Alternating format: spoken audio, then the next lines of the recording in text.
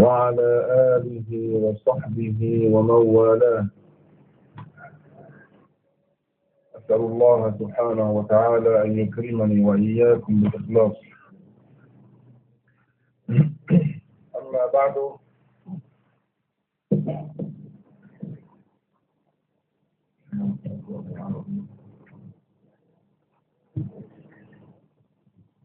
يقول المؤلف الإمام المحدث الشيخ عبد الله ابن محمد الهرري رضوان الله عليه: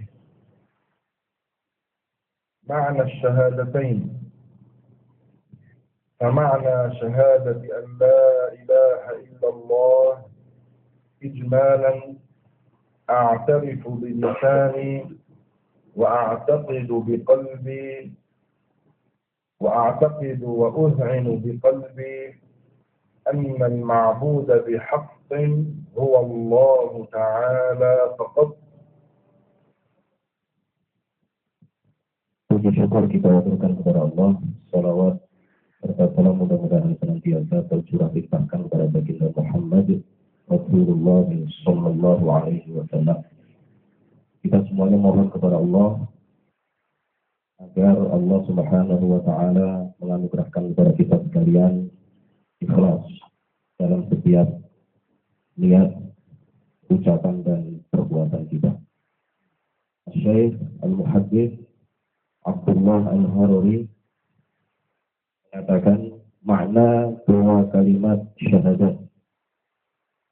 Makna syahadat la ilaha illallah secara umum adalah aku mengakui dengan lisanku dan meyakini dengan hatiku bahwa yang disembah dengan benar hanyalah Allah Ta'ala.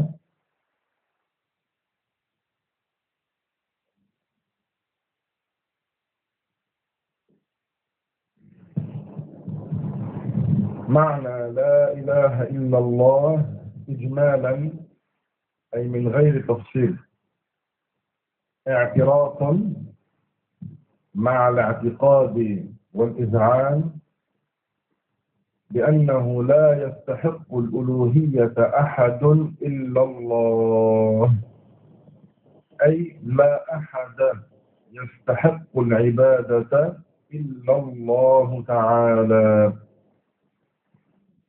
Makna la ilaha illallah secara global, secara umum adalah pengakuan dengan lisan disertai dengan keyakinan dalam hati bahwa tiada Tuhan yang berhak disembah kecuali Allah, bahwa tidak ada seorang pun yang berhak disembah kecuali Allah. La ilaha illallah ay la ma'buda bihaqqin illallah. La ilaha illallah maknanya adalah la ma'buda bihaqqin illallah, bahwa tidak ada yang disembah dengan benar kecuali Allah. La yajuzu an yuqal la ma'buda illallah, innama naqul la ma'buda bihaqqin illallah. La budda min hadha al-qaid. Tidak boleh diucapkan la ma'buda illallah, tiada yang disembah kecuali Allah. Hal ini tidak boleh diucapkan. Wajib atau harus diberi batasan. La ma'buda bihaqqin illallah, tidak ada yang disembah dengan benar kecuali Allah. لأنه يوجد أشياء تعبد من دون الله بغير حق، وأما الله سبحانه فهو المعبود بحق ولا معبود بحق سواه. Karena ada beberapa hal yang disembah dengan tidak benar selain Allah. Allah adalah satu-satunya zat yang disembah dengan benar. Tiada Tuhan yang berhak disembah kecuali Allah. ومن هذه الجملة لا إله إلا الله نفهم كذلك أن كلمة الإله لا تطلق إلا على الله. Dari kalimat la ilaha illallah kita dapat memahami bahwa kata al-ilah tidak diucapkan kecuali hanya untuk Allah. لا يقال عن غير الله الإله أو إله. Tidak boleh disebutkan hal-hal selain Allah kemudian disebut sebagai ilah atau al-ilah. فإذا أردنا ذم المشركين وما يفعلونه نقول هذا إلههم مع القيد، أي ما هم يتخذونه إلها من دون الله بغير حق، بالذم. Jika kita ingin mencela orang-orang kafir, orang-orang musyrik, kita mengatakan hadza ilahuhum. Ini adalah Tuhan mereka. Kita sebut, kita tambahi dengan hum. Ini adalah Tuhan mereka. Artinya ini adalah yang mereka jadikan sesembahan dengan tidak benar. أفرأيت من اتخذ إلهه هواه إلهه بالقيد، معناه هو اتخذه إلها من دون الله بغير حق. Di dalam sebuah ayat Allah Ta'ala berfirman, Afara'aita man ittakhadha ilahahu hawahu. Apakah engkau mengetahui orang yang menjadikan Afara'aita man ittakhadha ilahahu hawahu. Apakah engkau mengetahui orang yang menjadikan Tuhan mereka adalah hawa-hawa nafsu mereka? Di dalam ayat ini Allah memberikan qaid, memberikan batasan ilahahu. Artinya sesuatu yang mereka jadikan sesembahan dengan tidak benar. كان واحد من المشركين ينحت بيده صورة معينة ثم فيعبدها من دون الله، ثم إذا رأى الصورة أجمل منها ترك الأول وانصرف إلى عبادة الثاني. فقال الله تعالى أفرأيت من اتخذ إلهه هواه، أي هذا ما يعبدونه من دون الله بغير حق. Iya, jadi orang-orang musyrik ketika ada sebuah patung yang disembah di tangannya, yang dipahatnya, itu kemudian disembahnya. Kemudian ketika dia melihat ada bentuk lain yang lebih indah, maka dia tinggalkan apa yang ada di tangannya itu, kemudian dia sembah bentuk patung yang lebih indah itu. Kemudian Allah berfirman tentang hal ini, أَفَرَأَيْتَ مَنِ اتَّخَذَ إِلَهَهُ هَوَاهُ. أحيانا ينحتون ويصورون من التمر شكلا معينا ثم يعبدونه من دون الله ثم عندما يجوعون يأكلونه. Terkadang mereka membentuk dari kurma itu bentuk tertentu, kemudian disembahnya. Kemudian setelah disembah, mereka berkumpul untuk memakan kurma yang sebelumnya disembah oleh mereka itu. إذن لا إله إلا الله، أي لا معبود بحق إلا الله، لأن كلمة الإله في أصل اللغة معناها المعبود بحق. Jadi la ilaha illallah maknanya adalah la ma'buda bihaqqin illallah. Tidak ada yang disembah dengan benar kecuali hanya Allah Subhanahu wa taala. Karena kata al-ilah di dalam aslul lughah, di dalam makna bahasa Arab, artinya adalah al-ma'budu bihaqqin, yang disembah dengan benar. La ilaha illallah, ay la ma'buda bihaqqin illallah, ay la ahada yastahiqqu al-ibadata illallah. فما معنى العبادة؟ العبادة في لغة العرب معناها نهاية التذلل، أقصى غاية الخشوع والخضوع. Jadi la ilaha illallah maknanya adalah la ma'budu bihaqqin illallah. Tidak ada yang berhak disembah dengan benar kecuali Allah. Artinya adalah la ahada yastahiqqu al-ibadata illallah. Tidak ada sesuatu pun yang berhak untuk disembah kecuali hanya Allah. Tidak ada sesuatu pun yang berhak untuk diibadahi kecuali hanya Allah. Ibadah maknanya adalah ghayatul tazallul atau aqsa ghayatil khusyu'i wal khudu'. Ibadah artinya adalah puncak ketundukan dan puncak ketaatan. هذا معنى العبادة. ليس معنى العبادة مجرد النداء. لا يقال في لغة العرب إذا قلت يا رسول الله أي عبدت رسول الله، يا عبد القادر أي أنك عبدت عبد القادر. لا يقال هذا في لغة العرب. مجرد النداء، مجرد التوسل، مجرد الاستغاثة ليس عبادة لمن نتوسل به من المخلوقات، من الأفاضل، من عباد الله الصالحين، من الذوات الفاضلة. إنما العبادة غاية التذلل. من تذلل غاية التذلل لغير الله فقد أشرك. Jadi ibadah di dalam bahasa Arab artinya adalah puncak ketundukan dan puncak ketaatan. Memanggil nama seseorang semata, mujarradun nida, itu tidak masuk dalam kategori ibadah. Tidak dikatakan sebagai beribadah kepada orang yang namanya dipanggil.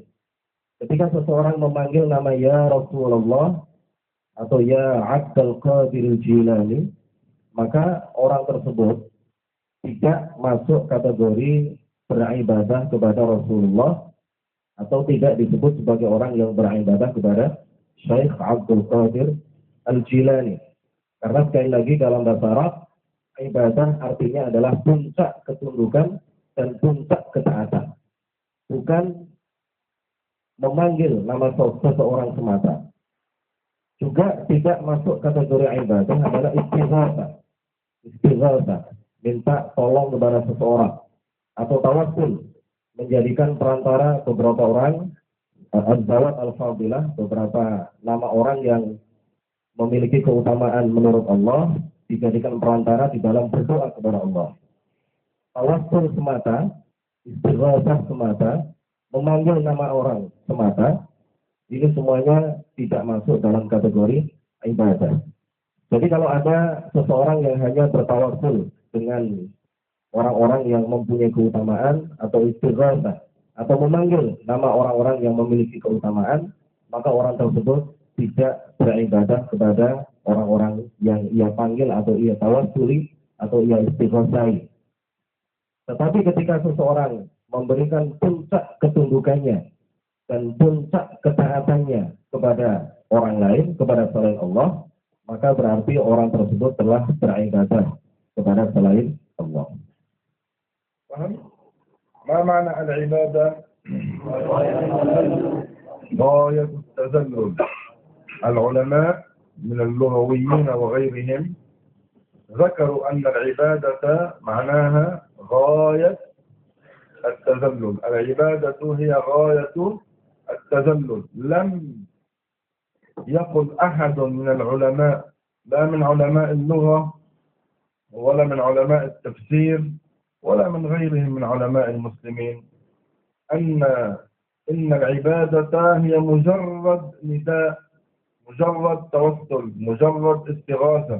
لم يقل هذا أحد من أيام النبي إلى اليوم من أهل العلم والمعرفة، إلا هذه الشرذمة الفرقة الوهابية التي تخالف القرآن والسنة.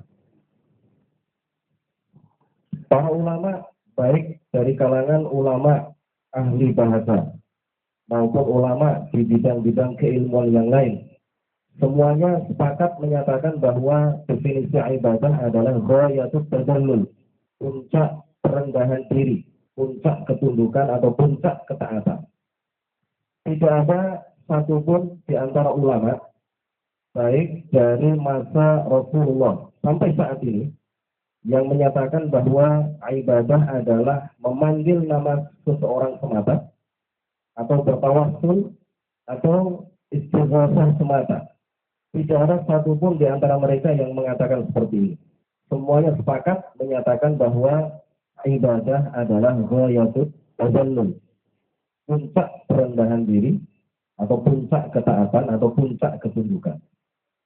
بسبب جهلهم بمعنى العبادة كفروا المسلمين.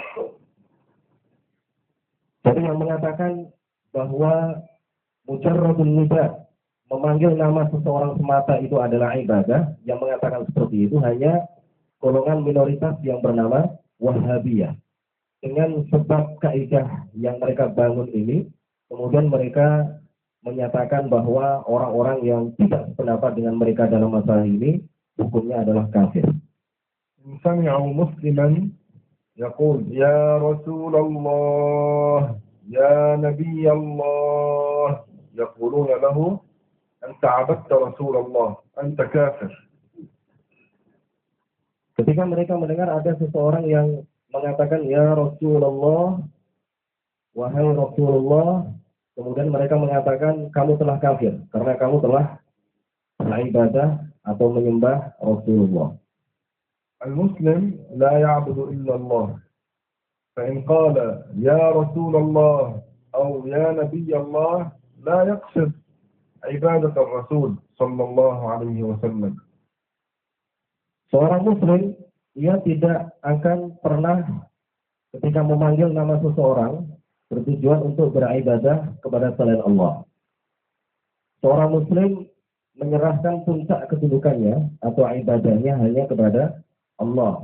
Ketika seorang muslim mengatakan ya Rasulullah, ya Nabi Allah, maka sama sekali ia tidak bermaksud untuk menyembah Rasulullah atau Nabi Allah. Kama anna al-musalli fi kulli salatin yaqul Assalamu alayka ayyuhan nabiyyu wa rahmatullahi wa barakatuh. Ayyuhan nabiyyu ma'nahu ya Nabi Allah. Sebagaimana seseorang yang melakukan sholat, di setiap sholatnya, dia membaca Assalamu alayka ayyuhan nabiyyu wa rahmatullahi wa barakatuh.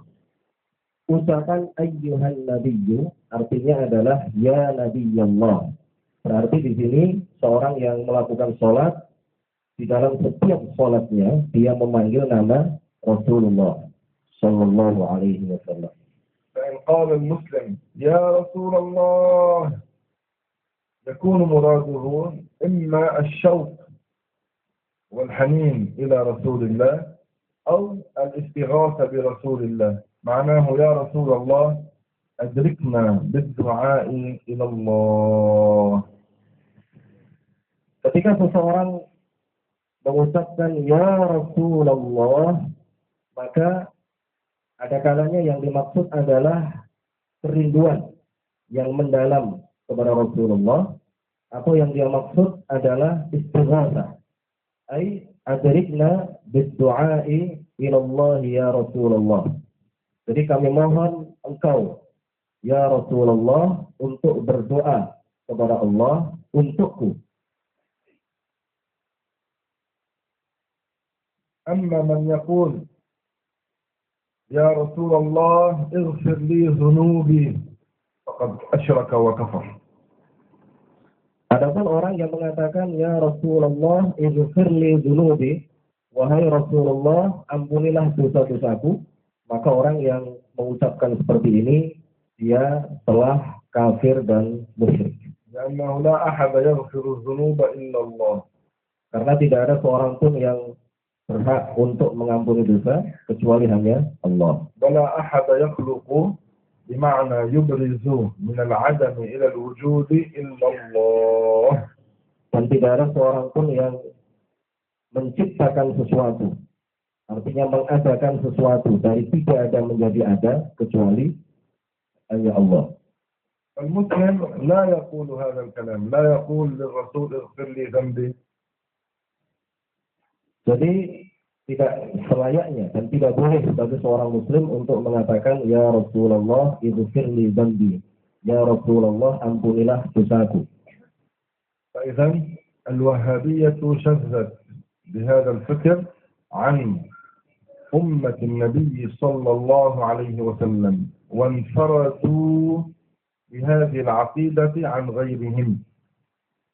Oleh karenanya, golongan Wahabiyah mereka telah menjadi orang-orang yang sangat minoritas di dalam masalah ini, dan mereka adalah golongan satu-satunya yang berpendapat seperti apa yang biasa mereka ajarkan dalam hal ini. حتى الفرق المبتدعة ما قالت مثل ما قالت الوهابية في هذه المسألة. Sampai golongan-golongan sesat yang lain pun tidak ada yang berpendapat sama dengan apa yang biasa diajarkan oleh Wahabiyah dalam masalah ini. إذن العبادة أي غاية التذلل. العبادة هي غاية التذلل، أن تتذلل غاية التذلل لله سبحانه وتعالى، هذا يقال له عبادة. أن تضع جبهتك على الأرض حيث الناس تدوس، وبنيتك أن تتذلل لله غاية التذلل، هذا عبادة. هذا لا يكون إلا لله رب العالمين. Jadi ibadah adalah ghayatut tazallul, puncak rendahan diri, puncak ketundukan atau puncak ketaatan. Jika seseorang meletakkan dahinya di atas tanah, di mana tanah itu biasa diinjak oleh banyak orang, oleh manusia, maka itu artinya dia telah merendahkan dirinya dengan serendah-rendahnya kepada Allah Subhanahu wa Ta'ala. Dia telah memberikan puncak perendahan dirinya. Dia telah memberikan puncak ketundukannya dan ketaatannya hanya kepada Allah Subhanahu wa Ta'ala. Inilah yang dimaksud dengan ibadah kepada Allah. أن تقول يا الله اغفر لي ذنبي، هذا غاية التذلل. Ketika kita mengatakan ya Allah ighfir li dzambi, ya Allah ampunilah segala dosaku, maka inilah yang dimaksud dengan puncak perendahan diri. Allahumma antal khaliq, هذا غاية التذلل لله سبحانه وتعالى لأنه لا خالق إلا الله. Begitu juga ucapan Allahumma antal khaliq, ya Allah engkaulah sang maha pencipta. Ini juga adalah puncak perendahan diri kepada Allah, karena tidak ada seorang pun yang mencipta, mengesakan sesuatu dari tidak ada menjadi ada, kecuali hanya Allah semata. هذا معنى إياك نعبد وإياك نستعين. إياك نعبد أي نخصك بالعبادة يا الله، ولا نعبد أحدا سواك. Inilah makna ayat iyyaka na'budu wa iyyaka nasta'in. Iyyaka na'budu artinya adalah nakhussuka bil ibadati ya Allah wa la na'budu siwaka. Kami mengkhususkan ibadah hanya kepada Engkau semata ya Allah, dan kami tidak menyembah selain Engkau. وإياك نستعين أي نستعين بالله الاستعانة الخاصة التي لا أحد يقدر عليها إلا الله. وإياك نستعين artinya adalah hanya kepada Engkaulah ya Allah kami memohon pertolongan dengan pertolongan yang khusus yang tidak ada seorang pun yang mampu melakukannya kecuali hanya Engkau ya Allah. هذا معنى العبادة عند اللغويين. Jadi inilah makna ibadah menurut para ulama ahli bahasa. هؤلاء المشبهة الوهابية تقول التوسل بالأنبياء والصالحين في حياتهم يجوز، وبعد وفاتهم حرام. ثم يقولون الدليل على ذلك هذه الآية إياك نعبد وإياك نستعين. ماذا يقال لهم في الرد عليهم؟ Orang-orang Wahabiyah musyabbihah, orang-orang Wahabiyah yang memiliki keyakinan bahwa Allah sama dengan makhluknya. Mereka memiliki keyakinan bahwa tawassul dengan Rasulullah pada masa hidupnya boleh. Sedangkan tawassul dengan Rasulullah setelah beliau meninggal dunia, hukumnya haram. Mereka berdalih dengan ayat Iyyaka na'budu wa iyyaka nasta'in. Apa yang kita sampaikan kepada mereka untuk membantahnya? الوهابية تقول التوسل بالأنبياء والصالحين هو عبادة لهم. Jadi orang Wahabiyah mengatakan at-tawassul bil anbiya'i ibadatun lahum. Bertawassul dengan para nabi itu adalah ibadah kepada mereka. نقول لهم كيف تكون العبادة لهم حلالا في حياتهم وحراما بعد وفاتهم. أما أهل السنة يقولون عبادة غير الله كفر في حال حياة النبي والولي أو بعد وفاته. من يعبد غير الله فهو كافر. Kita sampaikan kepada mereka, bagaimana kalian mengatakan bahwa mereka mengatakan bahwa tawassul dengan para nabi adalah ibadah kepada mereka. Kemudian kita sampaikan kepada mereka, bagaimana kalian mengatakan bahwa ibadah kepada para nabi semasa hidup mereka itu boleh. Kemudian ibadah kepada para nabi setelah mereka meninggal dunia itu tidak boleh. Yang kita katakan, Ahlus Sunnah wal Jamaah mengatakan bahwa ibadah kepada selain Allah itu hukumnya tidak boleh. كفر. Kufur. في حال حياة النبي وبعد وفاته. Baik pada masa Nabi masih hidup maupun setelah para nabi, setelah Rasulullah meninggal. إذن هذه الآية ليست دليلا لهم. Oleh karena itu ayat ini tidak bisa dijadikan dalil bagi mereka di dalam menyatakan pendapat mereka. إياك نعبد أي نخصك بالعبادة يا الله لا نعبد أحدا سواك والعبادة غاية التذلل وإياك نستعين نخصك بالاستعانة التي لا أحد يقدر عليها سواك كأن تقول اللهم اغفر لي ذنبي. Jadi ayat iyyaka na'budu wa iyyaka nasta'in, iyyaka na'budu maknanya adalah nafsuka bil ibadati ya Allah wa la na'budu ahadan siwaka. Kami mengkhususkan ibadah hanya kepadamu ya Allah dan kami tidak menyembah seorang pun kecuali hanya Engkau. Wa iyyaka nasta'in ay nafsuka bil isti'anati al-khassati allati la yaqdiru 'alaiha ahadun siwaka. Kami mengkhususkan permintaan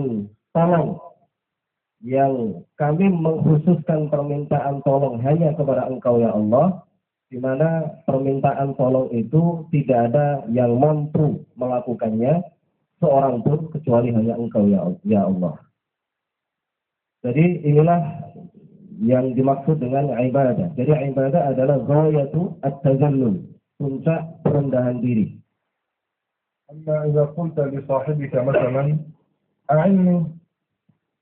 أعني على كذا أنا أستعين بك على كذا وكذا هذا لا ينافي ولا يعارض قوله تعالى وإياك نستعين. Ketika seseorang mengatakan tolonglah aku, a'inni, atau asta'inu bika fi kaza, atau aku minta tolong kepadamu dalam sebuah urusan, maka ucapan ini tidak bertentangan dengan ayat wa iyyaka nasta'in.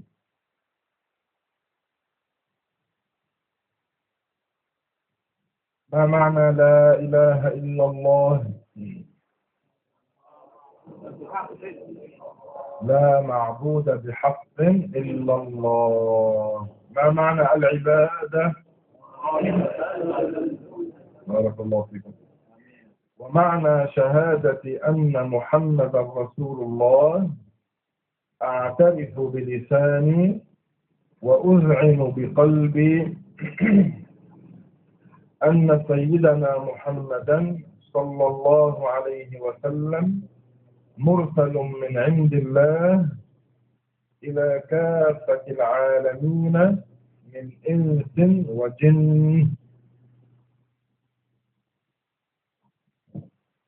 Dan makna syahadat Muhammadur Rasulullah adalah aku mengakui dengan lisanku dan meyakini dengan hatiku bahwa Sayyidina Muhammad diutus oleh Allah kepada seluruh alam, yakni kepada seluruh manusia dan jin.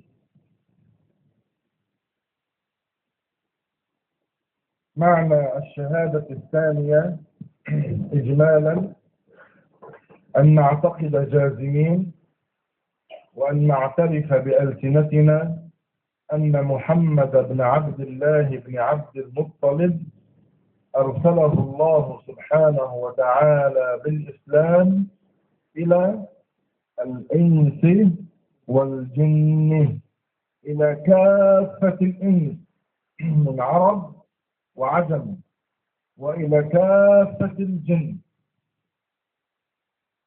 Jadi makna syahadat yang kedua adalah kita meyakini secara pasti dalam hati dan kita mengakui dengan lisan kita bahwa Muhammad ibnu Abdullah ibnu Abdul Muttalib adalah utusan Allah yang diutus oleh Allah dengan Islam dan diperintahkan untuk menyebarkan Islam itu kepada seluruh manusia, Arab maupun non-Arab, dan kepada seluruh jin. Allah Ta'ala liyakuna lil'alamin nazira. العالمون هنا في الآية أي الإنس والجن. Allah Ta'ala berfirman liyakuna lil'alamin nazira, supaya Rasulullah diutus supaya menjadi peringatan, supaya menjadi pemberi peringatan kepada segenap alam. Yang dimaksud dengan segenap alam di dalam ayat ini adalah seluruh manusia dan jin. صادق في كل ما يبلغه عن الله تعالى ليؤمنوا بشريعته ويتبعوه. Jujur dalam setiap yang disampaikannya dari Allah agar mereka beriman terhadap syariatnya dan mengikutinya. فنؤمن بأن سيدنا محمدا صلى الله عليه وسلم صادق في كل ما يبلغه عن الله سبحانه وتعالى، سواء كان مما أخبر به عن الأمور الماضية أو عن بعض ما سيحصل في المستقبل وعن بعض ما سيحصل في القبر وفي الآخرة. إذا قال قولا فالمقال صحيح. Jadi kita beriman bahwa Rasulullah jujur dalam setiap yang disampaikannya dari Allah. Baik hal itu terkait dengan berita-berita kejadian-kejadian yang terjadi pada masa lalu, ataupun terkait dengan sebagian dari apa yang beliau kabarkan mengenai hal-hal yang akan terjadi di masa yang akan datang. Seperti sebagian apa yang beliau beritakan mengenai alam kubur dan semacamnya. Maka kita wajib beriman bahwa apa yang beliau beritakan itu adalah benar. Kita beriman bahwa beliau jujur dalam setiap apa yang beliau sampaikan. Idza qala maqalan fal maqalu sahih. Ketika beliau mengucapkan suatu perkataan, maka perkataan itu dijamin kebenarannya. Qala Syekh Ahmad al-Marzuqi wa kullu ma ata bihi ar-rasul fahaqquhu at-taslim wal qabul. Syekh Ahmad Al-Marzuqi mengatakan wa kullu ma ata bihi ar-rasulu fa haqquhu at-taslimu wal qabulu. Setiap apa yang dibawa oleh Rasulullah, maka tiada lain bagi kita kecuali untuk menerimanya dan membenarkannya. قال عن شيء هذا حلال فهو حلال، إن قال عن شيء هذا حرام فهو حرام، إن قال عن شيء هذا واجب فهو واجب. فسيدنا رسول الله صادق في كل ما يبلغه عن الله. Jika beliau mengatakan mengenai sesuatu ini hukumnya halal, maka sesuatu itu halal. Jika beliau mengatakan mengenai sesuatu bahwa sesuatu itu haram, maka kita juga wajib membenarkannya. Jika beliau mengatakan tentang sesuatu itu wajib atau haram, maka apa yang beliau sampaikan itu juga wajib kita benarkan. Oleh karena itu, kita wajib beriman bahwa beliau jujur dan benar dalam setiap apa yang beliau sampaikan dari Allah Subhanahu wa taala. والمراد بالشهادتين نفي الألوهية عما سوى الله وإثباتها لله تعالى مع الإقرار برسالة سيدنا محمد صلى الله عليه وسلم. Jadi maksud dua kalimat syahadat adalah meniadakan atau menafikan sifat ketuhanan dari segala sesuatu selain Allah dan menetapkannya bagi Allah Ta'ala disertai dengan pengakuan terhadap kerasulan Sayyidina Muhammad sallallahu alaihi wasallam. المراد والمقصود من الشهادتين أن نثبت أن الله وحده الذي يستحق العبادة، وأن ننفي عن غير الله أنه يستحق العبادة، مع الإقرار برسالة سيدنا محمد صلى الله عليه وسلم. Jadi maksud dari dua kalimat syahadat adalah bahwa kita menetapkan ketuhanan hanya kepada Allah, hanya bagi Allah, dan kita menafikan dan meniadakan ketuhanan dari selain Allah Subhanahu wa taala. Tidak ada Tuhan yang berhak disembah kecuali hanya Allah, disertai pengakuan mengenai kerasulan Nabi Muhammad sallallahu alaihi wasallam. فإذا قال المسلم اللهم إني أسألك وأتوجه إليك بنبينا محمد نبي الرحمة يا محمد إني أتوجه بك إلى ربي في حاجتي، ويسمي حاجته لتقضى لي. هذا الدعاء لا ينافي ولا يعارض الشهادتين. Ketika seseorang berdoa dengan mengucapkan Allahumma inni as'aluka wa atawajjahu ilaika binabiyyina Muhammadin nabiyyir rahmah ya Muhammadu inni atawajjahu bika ila rabbi fi hajati lituqdali. Kemudian dia menyebutkan hajatnya apa, maka hal ini sama sekali tidak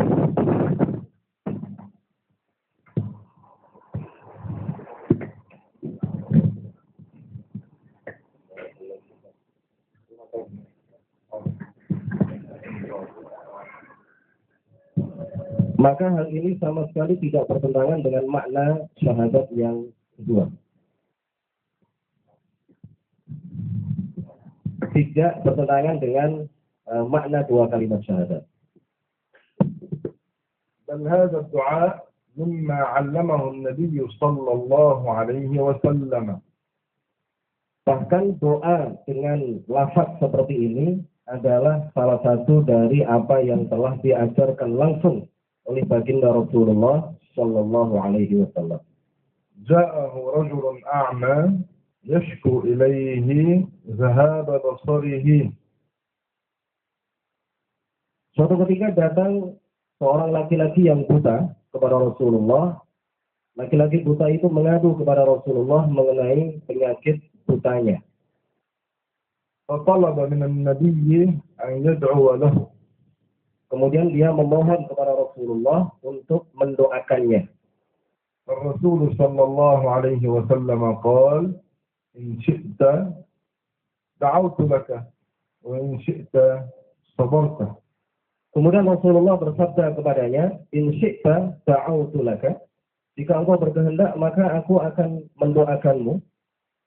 Wa in syi'ta sabarta. Dan jika engkau berkehendak, maka bersabarlah. فقال هذا الرجل الأعمى إنه ليس لي من قائد ادعو الله لي يا رسول الله. يعني ما عندي من يأخذ بيدي ويمسكني. Kemudian laki-laki buta itu berkata kepada Rasulullah, wahai Rasulullah, aku tidak punya qaid. Aku tidak punya pemandu yang mengantarkan aku ke sana kemari. Oleh karena itu, doakanlah aku ya Rasulullah. فقال له ائت الميضة مكان الوضوء ثم توضأ ثم صل ركعتين ثم قل هذه الكلمات اللهم إني أسألك وأتوجه إليك بنبينا محمد نبي الرحمة يا محمد إني أتوجه بك إلى ربي في حاجتي. يعني أن يكشف الله تعالى عني ما أنا به من فقدان البصر. Kemudian Rasulullah mengajarkan sesuatu kepada lelaki buta itu. Rasulullah mengatakan, pergilah ke tempat wudhu, kemudian ambillah air wudhu, setelah itu lakukanlah sholat 2 rakaat, kemudian berdoalah dengan doa, Allahumma inni as'aluka wa atawajjahu ilaika binabiyyina Muhammadin nabiyyir rahmah ya Muhammadu inni atawajjahu bika ila rabbi fi hajati lituqbali. فهذا الرجل الأعمى ذهب توضأ ثم صلى ركعتين ثم دعا بهذه الكلمات. Kemudian laki-laki buta itu pergi ke tempat wudhu, kemudian mengambil air wudhu, lalu sholat 2 rakaat, kemudian berdoa dengan doa yang telah diajarkan oleh baginda Nabi Sallallahu Alaihi Wasallam. قال راوي الحديث وهو الصحابي عثمان بن حنيف فوالله ما تفرقنا ولا طال بنا المجلس حتى دخل علينا الرجل وقد أبصر. Perawi hadis ini yaitu Utsman ibnu Hunayf, sahabat Utsman ibnu Hunayf mengatakan, "Wallahi ma tafarraqna wa la tala bina al-majlis hatta dakhala 'alaina ar-rajulu wa qad absar." Demi Allah, kami belum berpisah dari majelis Rasulullah dan belum lama masa majelis itu terhitung sejak laki-laki itu datang sampai kemudian laki-laki yang awalnya buta itu muncul lagi di majelis kami waqad absar, dan sungguh dia telah betul-betul telah sembuh dari penyakit butanya dan bisa melihat kembali. وهذا الحديث صحيح بلا خلاف. Hadis ini derajatnya sahih tanpa ada perbedaan pendapat sama sekali.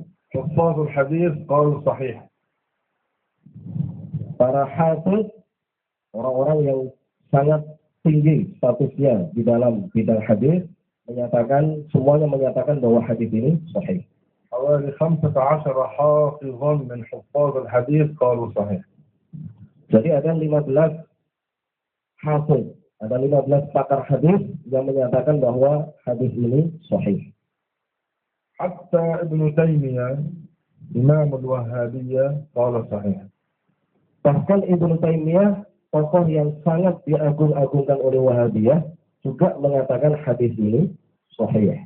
وهو حجة قوية عليهم. Dan perkataan Ibnu Taimiyah ini menjadi dalil yang sangat kuat untuk menolak ajaran Wahabi. لو لم يكن إلا هذا لكفانا دليلا. Jadi seandainya tidak ada dalil kecuali hadis yang tadi telah disebutkan Syekh, maka cukup bagi kita untuk menjadikan hadis tersebut sebagai dalil.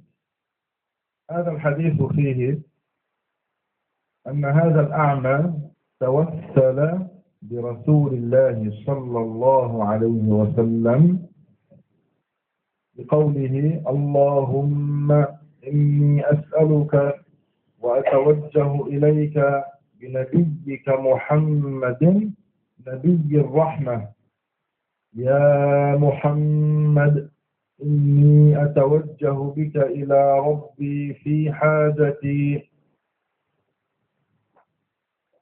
ردد خمسة. اللهم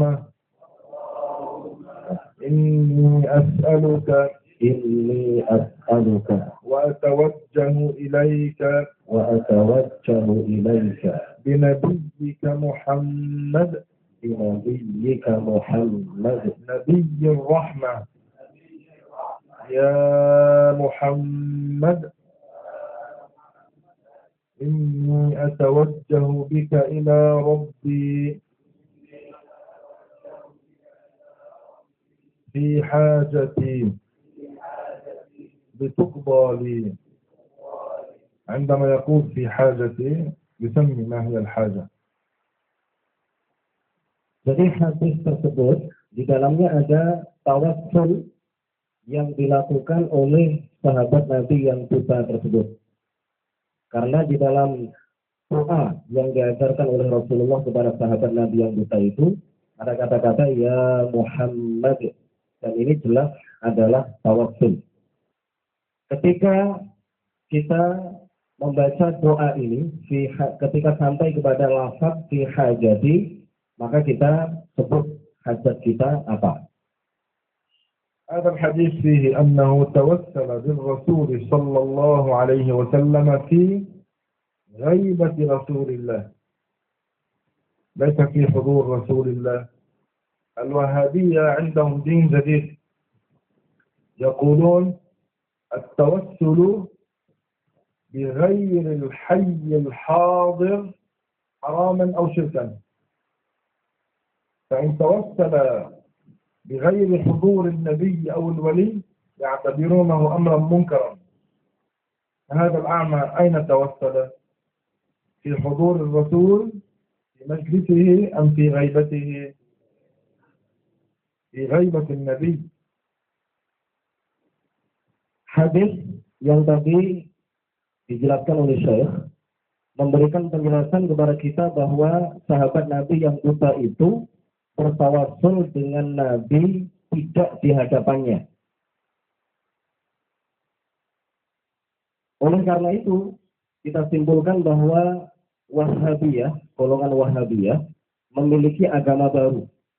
Mereka mempunyai kaidah bahwa bertawassul dengan selain yang hidup dan hadir di hadapan orang yang bertawassul, maka itu imma syirik wa imma haram. Ada kalanya hukumnya syirik atau dihukumi haram. Ini adalah agama baru yang dicetuskan oleh golongan Wahabiyah. Hadis tadi yang sama-sama kita telah mendengarkan penjelasannya dari Syekh menunjukkan kepada kita bahwa tawassul tidak di hadapan Rasulullah itu hukumnya adalah boleh. Jadi tidak seperti yang dikatakan oleh orang-orang Wahabi. Dengan hal ini, maka Wahabiyah memiliki ajaran baru yang sama sekali belum pernah diucapkan atau disampaikan oleh para ulama sebelumnya. Man nada faqal ya Muhammad. Al-Wahabiyah taqul in nadahu في غيبته أو بعد وفاته فقد أشرك والعياذ بالله. Jadi ketika ada seseorang yang mengatakan ya Muhammad tidak di hadapannya, atau setelah beliau meninggal dunia, orang-orang Wahabi mengatakan orang tersebut berarti telah kafir, telah musyrik. وهذا الأعمى أين قال يا محمد في حضور النبي أم في غيبة النبي؟ Lelaki buta itu mengatakan ya Muhammad, memanggil nama Nabi Muhammad. Apakah di hadapan Nabi Muhammad atau tidak di hadapannya? Jawabannya jelas tidak di hadapan beliau. قالها يا محمد في مجلس النبي أم في غير مجلس النبي؟ Laki-laki buta itu mengatakan ya Muhammad di majelis baginda Nabi atau di luar majelis baginda Nabi. إذن يقال هذا الحديث حجة على الوهابية. Jadi hadis ini adalah hujjah yang sangat kuat untuk menolak ajaran Wahabiyah dalam masalah ini. نقول لهم كيف تقولون من قال يا محمد بغير حضوره فقد أشرك والرسول هو الذي علم الأعمى أن يقول يا محمد. معناه نسبتم الشرك إلى رسول الله. Kita katakan kepada orang-orang Wahabiyah, bagaimana mungkin kalian mengatakan bahwa tawassul atau memanggil nama Muhammad tidak di hadapannya, hukumnya adalah syirik. Sementara Rasulullah Shallallahu Alaihi Wasallam lah yang langsung mengajarkan kepada lelaki buta itu untuk menyebut nama Muhammad tidak di hadapannya. Itu artinya kalian telah menyebabkan, menyandarkan kesyirikan kepada baginda Nabi Muhammad Shallallahu Alaihi Wasallam. هذا الحديث صحيح. Hadis ini jelas statusnya adalah sahih. وفيه أن التوسل والاستغاثة بالنبي صلى الله عليه وسلم أمر جائز عند المسلمين. Hadis ini memberikan penjelasan kepada kita bahwa tawassul dengan Nabi dan istighatsah kepada Nabi hukumnya adalah boleh menurut umat Islam. من يعرف الدليل على أن هذا الأعمى توسل بالنبي وناداه في غيبته وليس في حضوره؟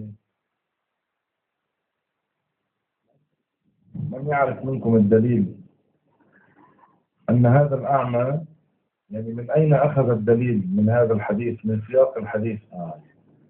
من سياق الحديث من أين أخذت الدليل أن الأعمى توسل بالنبي وناداه في غيبته وليس في حضوره؟ Siapa di antara kalian yang bisa mengeluarkan dalil?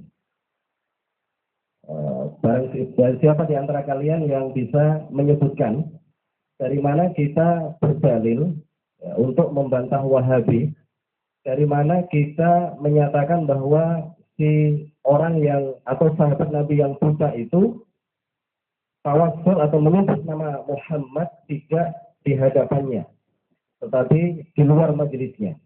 Dari konteks hadis yang tadi telah disebutkan oleh Syekh, kalimat mana yang menunjukkan hal itu? Siapa di antara kalian yang bisa menjawab? قال له ائت الميضاء توضأ وصلي ركعتين ثم أدعو بهذه الكلمات. قال راوي الحديث والله ما تفرقنا ولا طال بنا المجلس حتى دخل علينا الرجل وقد أبصر. من أين نأخذ الدليل من سياق لفظ الحديث على أنه أي الأعمى توسل بالنبي بغير حضوره؟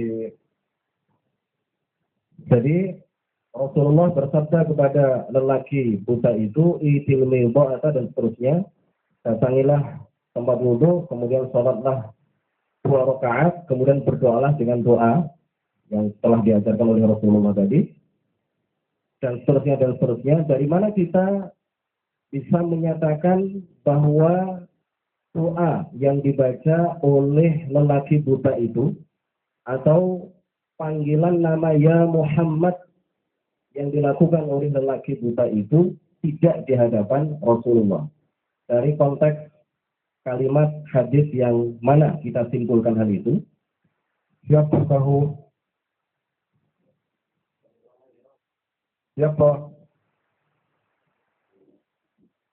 Saya tahu pakai maksud قول الراوي حتى دخل علينا الرجل وقد أبصر، يعني كان في الخارج ثم دخل. Jadi lelaki buta itu memanggil nama Muhammad dalam doanya, itu kita pastikan dilakukan tidak di hadapan Rasulullah dengan dalil perkataan perawi hadis yang menyatakan hatta dakhala alaina ar-rajulu wa qad absar, sehingga orang yang buta itu masuk kembali ke dalam majelis Rasulullah dalam keadaan sudah dapat melihat. Paham? Dua dalil. Dalil ثاني. Siapa tahu? Ya, dalil yang kedua. Siapa yang bisa menjawab? Taufik, ثم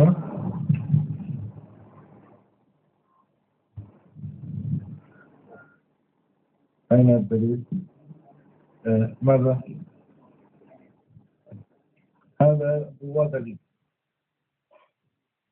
الدليل الثاني، قال هذا الأعمى يا محمد في غيبة النبي. لماذا؟ لأنه كان ممنوعا عليهم أن يقولوا في وجه النبي يا محمد، كانوا يقولون له يا رسول الله. فهذا الأعمى قال يا محمد إني أتوجه بك إلى ربي، قال هذه العبارة بغير حضور النبي، بغير مجلس النبي. Jadi pada waktu itu para sahabat dilarang untuk memanggil Muhammad dengan panggilan Muhammad di hadapan Rasulullah.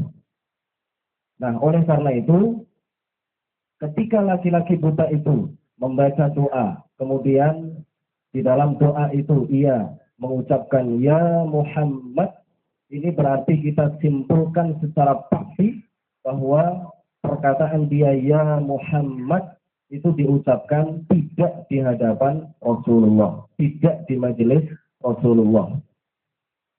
عندهم الوهابية عندهم دين جديد، يقولون من قال يا محمد في غير حضور النبي فهو كافر، يقال لهم هذا الحديث حجة عليكم.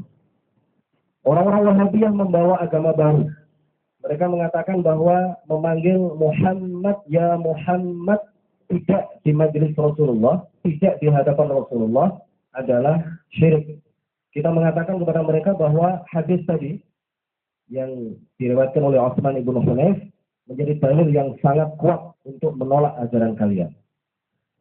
وبعض حفاظ الحديث رووا زيادة وهي عن قصة حصلت في زمن الخليفة عثمان بن عفان رضي الله عنه. Sebagian hufaz hadis, sebagian pakar hadis, mereka menyampaikan riwayat tambahan riwayat mengenai kejadian yang telah diceritakan oleh Syekh tadi, itu ditambahi dengan riwayat lain yang menceritakan mengenai suatu kejadian di masa Sayyidina Utsman ibnu Affan. وهذه القصة فيها أن رجلا كان يتردد إلى دار الخلافة وعنده حاجة، فكان سيدنا عثمان مشغولا بأمر المسلمين، فهذا الرجل خرج من دار الخلافة، التقى بالصحابي عثمان بن حنيف فقال له لو تكلم الخليفة عثمان في أمري، يعني أنا عندي أمر مهم فقال له الصحابي عثمان بن حنيف ائت الميضة وتوضأ ثم صل ركعتين ثم قل اللهم إني أسألك وأتوجه إليك بنبيك محمد نبي الرحمة يا محمد إني أتوجه بك إلى ربي في حاجتي ويسميها لتقضى لي. Riwayat tambahan itu menyatakan bahwa suatu ketika ada seseorang yang bolak balik ke Darul Khilafah pada masa Khilafah Utsman ibn Affan di dalam sebuah urusan.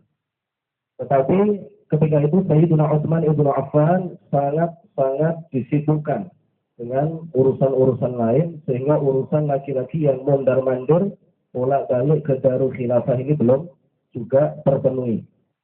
Akhirnya dia bertemu dengan sahabat Utsman ibn Hunayf, perawi hadis yang diceritakan oleh Syekh tadi. Kemudian Utsman ibn Hunayf mengatakan kepada laki-laki yang mempunyai urusan dengan Khalifah Utsman ibn Affan, tapi sampai saat itu belum terpenuhi urusannya. Utsman ibn Hunayf kemudian mengatakan kepada orang tersebut, pergilah ke tempat wudhu, kemudian ambillah air wudhu, lalu salatlah 2 rakaat, kemudian bacalah doa. Allahumma inni as'aluka wa atawajjahu ilaika binabiyyika Muhammadin nabiyyir rahmah ya Muhammad inni atawajjahu bika ila rabbi fi hajati lituqbali. فهذا الرجل ذهب توضأ ثم صلى ثم دعا بهذه الكلمات ثم جاء إلى دار الخلافة فرآه البواب أخذ بيده وأدخله إلى سيدنا عثمان. سيدنا عثمان بن عفان رضي الله عنه قال له ما هي حاجتك؟ قال حاجتي كذا وكذا. قال نقضيها لك. وفي بعض الروايات وإن كان لك حاجة فأتنا.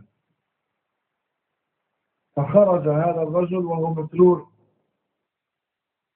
فالتقى بعثمان ابن حنيف فقال له ما معناه جزاك الله خيرا لولا أنك كلمته في ما كلمني. قال أنا ما كلمته، أنا شهدت رسول الله وقد جاءه رجل أعمى يشكو إليه ذهاب بصره فأرشده النبي إلى الوضوء وأن يصلي ركعتين وأن يدعو بهذه الكلمات فوالله ما تفرقنا ولا طال بنا المجلس حتى دخل علينا الرجل وقد أبصر. Kemudian laki-laki itu mengambil air wudhu, pergi ke tempat wudhu, kemudian mengambil air wudhu, sholat 2 rakaat, kemudian berdoa dengan doa yang telah diajarkan oleh Utsman, sahabat Utsman ibn Hunayf. Kemudian dia berangkat bergegas menuju Darul Khilafah. Sebelum bertemu dengan Sayyidina Utsman, dia telah ditunggu oleh seorang penjaga pintu, bawab. Kemudian diantar oleh penjaga pintu itu ke hadapan Sayyidina Utsman ibn Affan. Kemudian Sayyidina Utsman ibn Affan mengatakan kepada orang tersebut, hajatmu apa? Urusanmu apa? Keperluanmu apa? Kemudian laki-laki itu menyebutkan urusannya atau hajatnya atau keperluannya.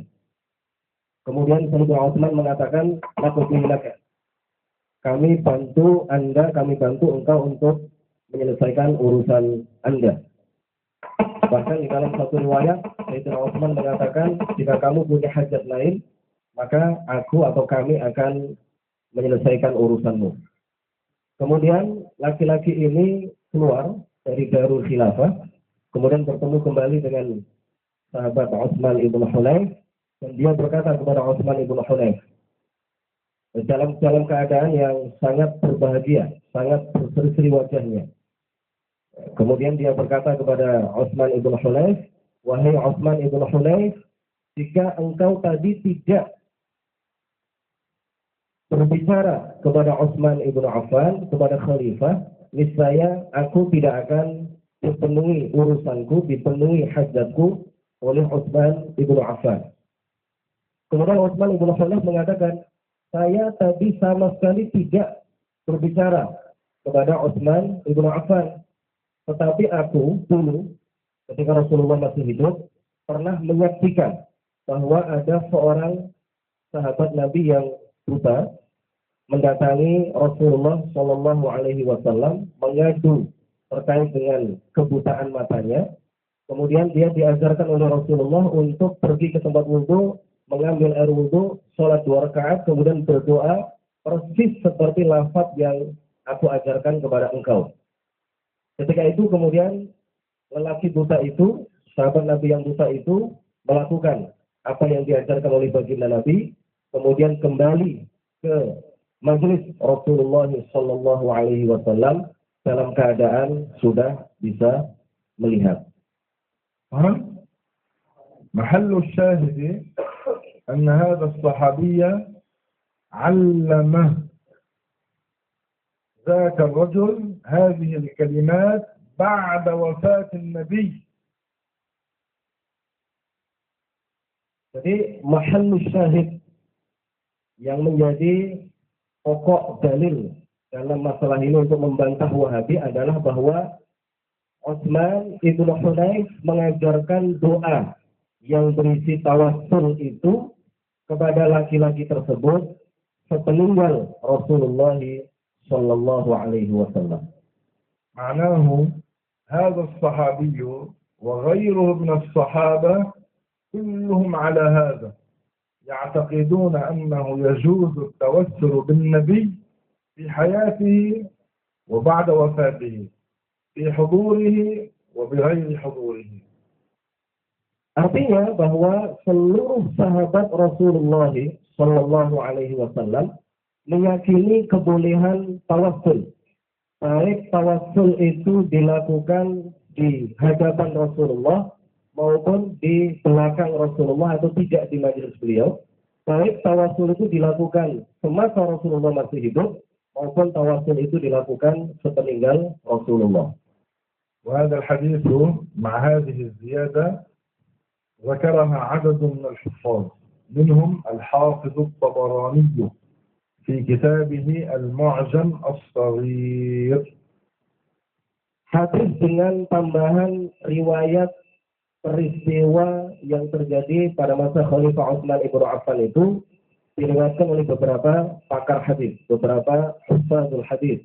Di antaranya adalah At-Tabarani di dalam kitab beliau Al-Mu'jam As-Saghir. هذا الحافظ الطبراني من الحفاظ المتقدمين. Al-Hafiz At-Tabarani termasuk kategori para hufaz yang terdahulu. وبعدما ذكر الحديث مع القصة التي حصلت أيام عثمان والتي حصلت أيام النبي قال أي الحافظ الطبراني والحديث صحيح. Setelah Al-Hafiz At-Tabarani menuturkan 2 riwayat yang tadi sudah disebutkan oleh Syekh. Yang pertama terkait dengan kejadian pada masa Rasulullah, kemudian disusul dengan riwayat yang menceritakan mengenai peristiwa yang terjadi pada masa Khalifah Utsman ibn Affan. Setelah menuturkan 2 riwayat itu, kemudian Al-Hafiz At-Tabarani mengomentari hadis itu dengan mengatakan wal haditsu sahih, dan hadis ini statusnya adalah sahih. وكلمة والحديث تشمل المرفوع والموقوف ما حصل أيام النبي وما حصل أيام عثمان بن عفان.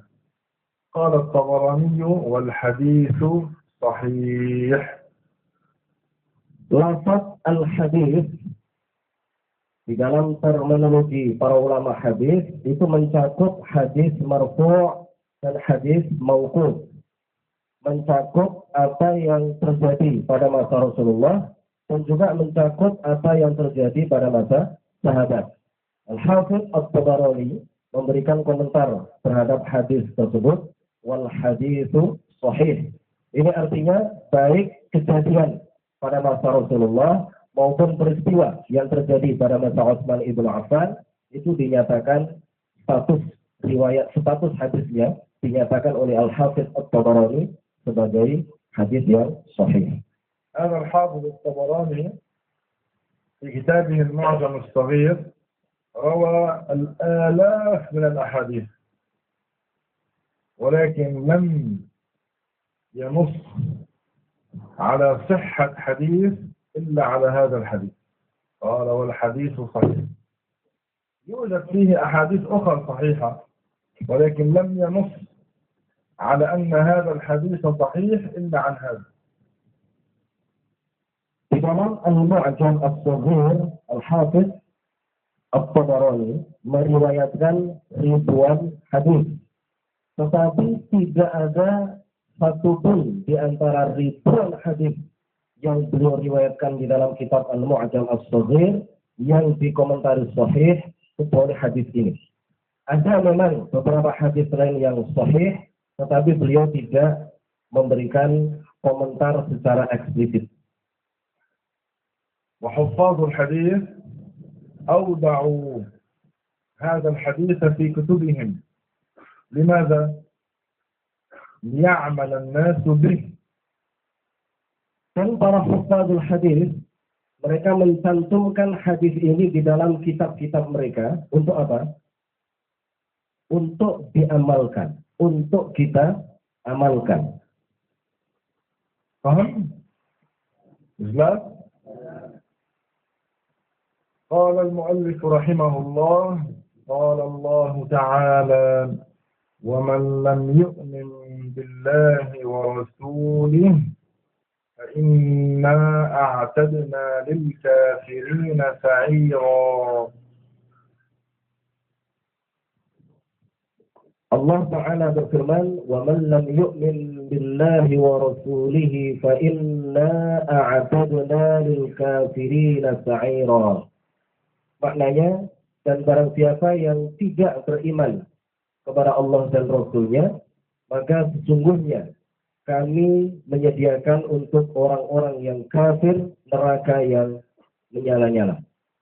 فهذه الآية صريحة في تكفير من لم يؤمن بمحمد صلى الله عليه وسلم. فمن نازع في هذا الموضوع يكون قد عاند القرآن ومن عاند القرآن كفر. Ayat ini dengan tegas mengkafirkan orang yang tidak beriman kepada Muhammad sallallahu alaihi wasallam. Barang siapa menentang dalam masalah ini, maka ia telah menentang Al-Quran. Dan barang siapa yang menentang Al-Quran, maka ia telah kafir. معناه من لم يؤمن برسالة سيدنا محمد لو قال أنا أعترف بوجود الله فهو كافر. Artinya seseorang yang tidak mengimani kerasulan Nabi Muhammad sallallahu alaihi wasallam, meskipun dia mengatakan aku mengakui dan meyakini akan keberadaan Allah, maka dia hukumnya adalah kafir. كما أنه لو كان في زمن عيسى شخص فقال أنا لا أؤمن بنبوة عيسى، أو كان في زمن موسى شخص فقال أنا لا أؤمن بنبوة موسى فهو كافر. Begitu juga ketika masa Nabi Isa, seseorang yang hidup pada masa itu mengatakan aku tidak beriman kepada kenabian Nabi Isa, maka hukumnya adalah kafir. Demikian juga ketika ada seseorang yang mengatakan di era Nabi Musa alaihi salam, dia mengatakan aku tidak mengimani kenabian Nabi Musa, maka hukumnya juga kafir. قال المؤلف رحمه الله: وأجمع الفقهاء الإسلاميون على تكفير من دان بغير الإسلام، وعلى تكفير من لم يكفره أو شك أو توقف، كأن يقول: أنا لا أقول إنه كافر أو غير كافر. Para ahli fikih Islam telah sepakat atau ijma' untuk mengkafirkan orang yang beragama selain Islam dan mengkafirkan orang yang tidak mengkafirkannya, non-muslim, atau meragukan kekafirannya, atau ia tawakuf, tidak bersikap. Seperti orang yang mengatakan, aku tidak mengatakan non-muslim itu kafir atau tidak kafir. وهذه قاعدة ذكرها العلماء ومنهم القاضي عياض في كتابه الشفاء. Kaidah ini disebutkan oleh beberapa orang ulama, di antaranya adalah Al-Qadhi Iyad di dalam kitab beliau Asy-Syifa. معناه بالإجماع من دان بغير الإسلام فهو كافر. قال الله تعالى: ومن يبتغي غير الإسلام دينا فلن يقبل منه وهو في الآخرة من الخاسرين.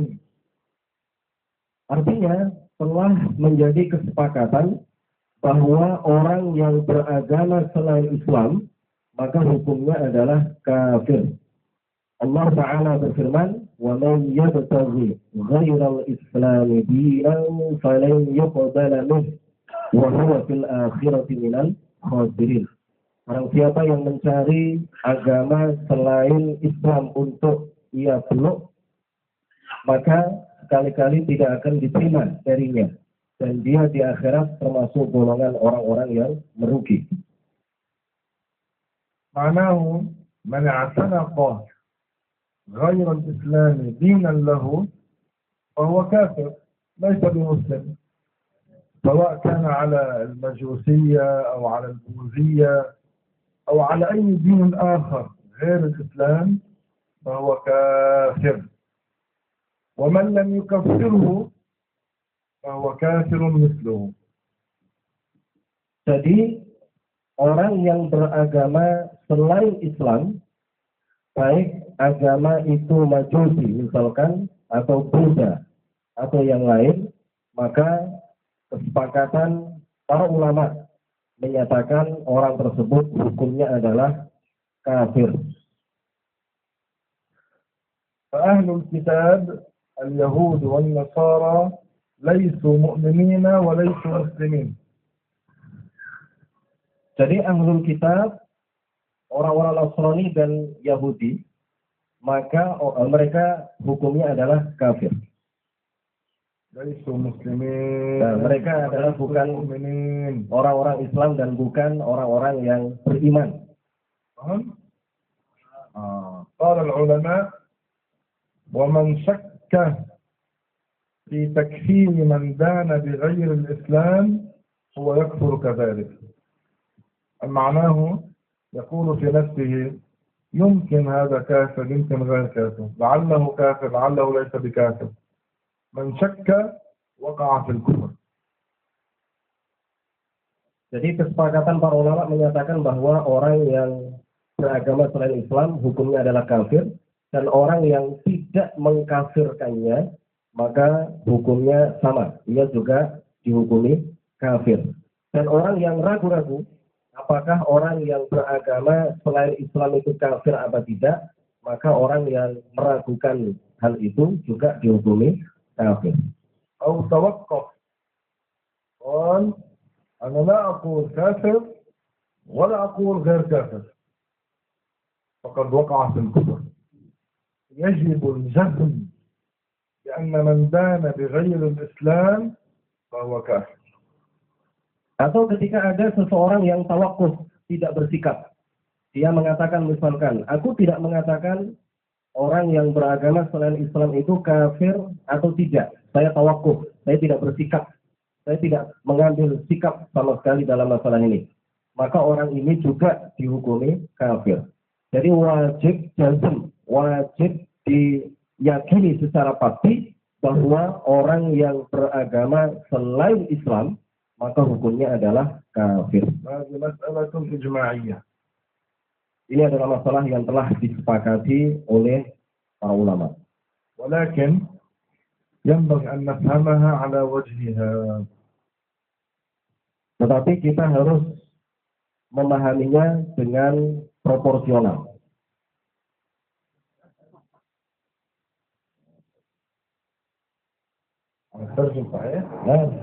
Soalnya proporsional, ala wajhiha, secara proporsional ya. Ustaz Nur, Masya Lagi lihat bangun ya. Lugatul jamiah. Masya Allah, Ustaz Zana. Magister, MA, دكتوراه. فإذا هذه قاعدة: من دان بغير الإسلام أو من سب الله أو من سب الرسول أو من سب الإسلام أو من اعتقد في الله أنه جسم أو أن له مكان أو نحو ذلك من الأمثلة، هذا كافر ومن شك في كفره فهو كافر. Jadi orang yang beragama selain Islam atau orang yang mencaci maki Allah, mencaci maki Rasul atau semacam itu, maka orang tersebut dihukumi kafir. Dan orang yang tidak mengkafirkannya juga dihukumi sebagai orang yang kafir. هذه القاعدة. ولكن لا يجوز أن نقول من لم يكفر الكافر فهو كافر. Jadi apa yang telah disebutkan Syekh tadi adalah ijma', adalah qaidah yang telah disepakati oleh para ulama. Tetapi kita tidak boleh mengatakan man lam yukaffiril kafira fahuwa kafir. Tidak boleh kita mengatakan barang siapa yang tidak mengkafirkan orang kafir, maka ia dihukumi kafir. Nah, karena kufur naw'an. Karena apa? Karena kufur itu ada dua macam. Man waqa'a fihi yakfur wa man shakka fi kufrihi yakfur.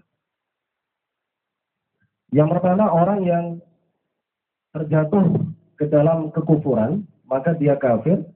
Dan orang yang tidak mengkafirkannya, maka dia juga dihukumi kafir. والنوع الثاني هو كفر من وقع فيه فهو كافر. لكن من شك فيه شك في حكمه جهلا منه لا نكفره. Namun ada jenis kufur yang kedua, yaitu kufur orang yang terjatuh atau orang yang melakukannya dihukumi kafir. Tetapi jika ada seseorang yang ragu-ragu mengenai hukum kekufuran orang tersebut, jahlan minhu, karena kebodohannya, karena dia tidak tahu hukumnya, maka orang tersebut tidak dihukumi kafir. Ini kufur jenis yang kedua. Paham? Yani kufur naw'an. Man waqa'a fil kufur huwa kafir. أي نوع من أنواع الكفر من وقع فيه فهو كافر.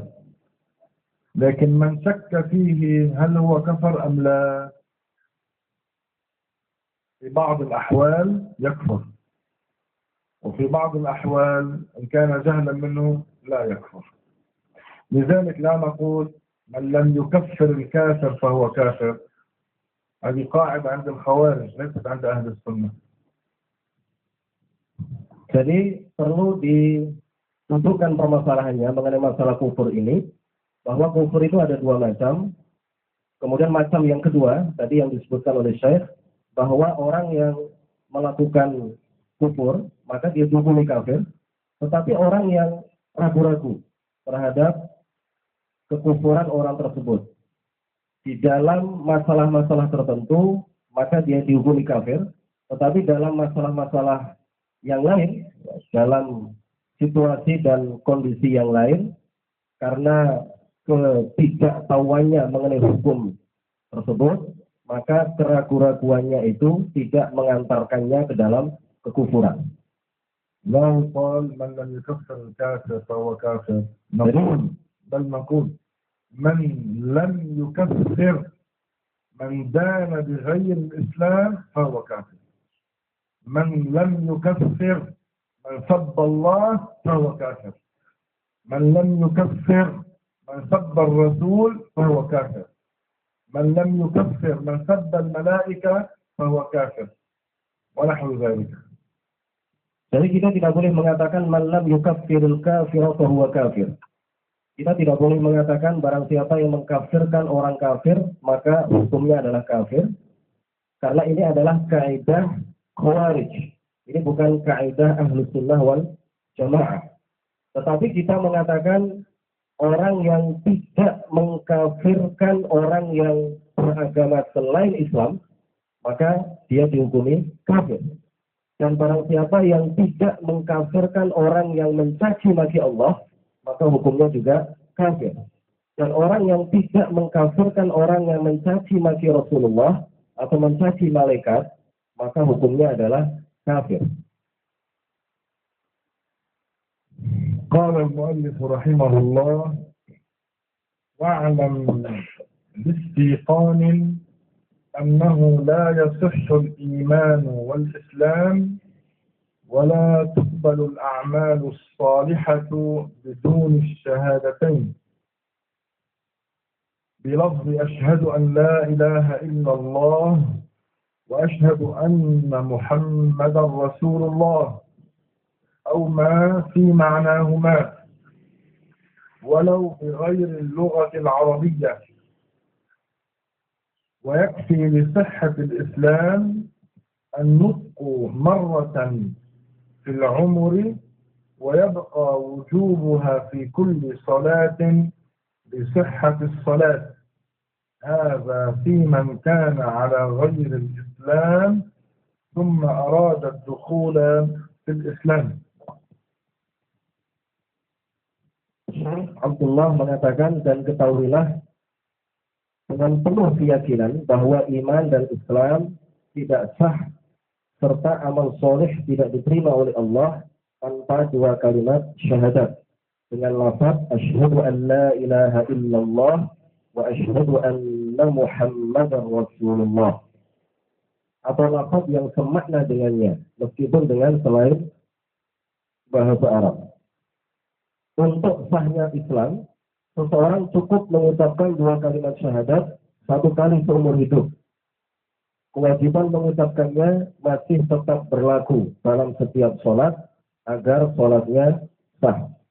Ini berlaku bagi orang yang beragama dengan selain Islam, kemudian ingin masuk ke dalam agama Islam.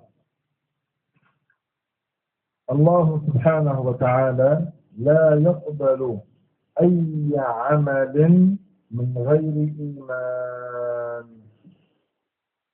Allah subhanahu wa ta'ala tidak menerima perbuatan apapun kecuali yang disertai dengan keimanan.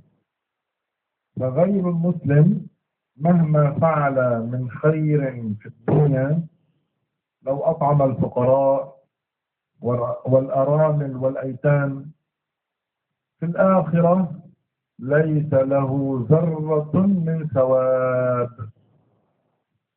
Seseorang yang non-muslim, seberapa banyak pun kebaikan yang dia lakukan di dunia, memberikan makan anak-anak yatim, janda-janda yang terlantar, orang-orang fakir miskin, maka di akhirat dia tidak akan memperoleh sekecil pahala pun. Dia tidak akan memperoleh sebiji zarrah pun dari pahala. Al-imanu billahi wa rasulih syartun biqabul al-a'mal as-salihah. Jadi iman kepada Allah dan Rasulnya adalah syarat diterimanya amal kebaikan. Wad-dukhulu fil Islam liman lam yakun 'ala al-Islam yakunu bisyahadatain aw ma fi ma'nahuma. Bagi orang yang non-Islam, maka cara untuk masuk ke dalam agama Islam adalah dengan cara mengucapkan dua kalimat syahadat atau mengucapkan lafaz-lafaz yang semakna dengan dua kalimat syahadat. يقول أشهد أن لا إله إلا الله وأشهد أن محمدا رسول الله أو لا إله إلا الله محمد رسول الله أو لا رب إلا الله محمد نبي الله أو نحو ذلك. Boleh dengan mengucapkan asyhadu an la ilaha illallah wa asyhadu anna muhammadar rasulullah atau la ilaha illallah muhammadur rasulullah atau la rabba illallah muhammadun nabiyullah atau lafaz-lafaz lain yang semakna. من أراد الدخول في الإسلام نقول له أن يقول الشهادتين أو ما في معناهما، لا أن يقول أستغفر الله أستغفر الله. Orang yang ingin masuk Islam, kita ajari dia dua kalimat syahadat atau yang semakna dengan dua kalimat syahadat.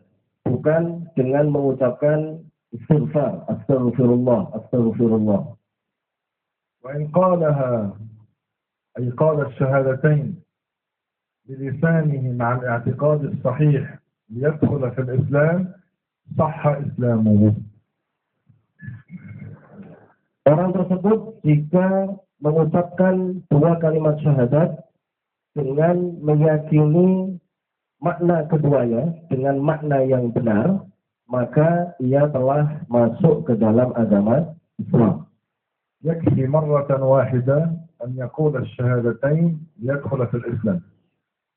أما في غير هذه الحالة يبقى واجبا عليه أن يقول الشهادتين في كل صلاة لصحة الصلاة. Untuk masuk ke dalam agama Islam, bagi orang non-Islam, untuk masuk ke dalam agama Islam, maka cukup bagi dia untuk mengucapkan dua kalimat syahadat sekali seumur hidupnya. Kemudian setelah itu, wajib bagi dia untuk mengucapkan dua kalimat syahadat di dalam setiap sholat untuk supaya sholatnya sah. فإذا من أراد الدخول في الإسلام ماذا يقول؟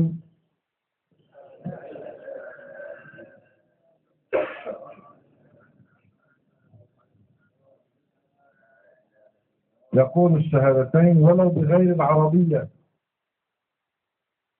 Jadi untuk masuk ke dalam agama Islam, seseorang wajib mengucapkan dua kalimat syahadat atau yang semakna dengannya meskipun dalam bahasa-bahasa non-Arab.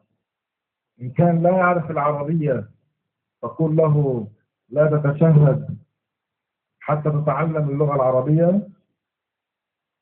أم تعلمه الشهادتين ولو بغير العربية.